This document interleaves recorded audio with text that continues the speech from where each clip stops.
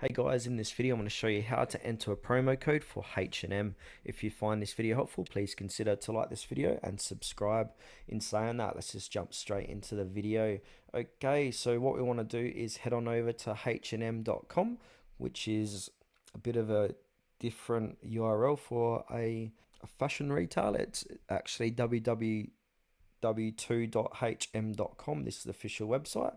And now what we want to do is basically get to the checkout section of H&M. So I've already got a product in my shopping bag. So I'm just going to go check out that regular fit linen shorts here, just to make this video a little bit quicker. All right, so I'm at the checkout section, and then where it says discounts, go ahead and click on apply discount.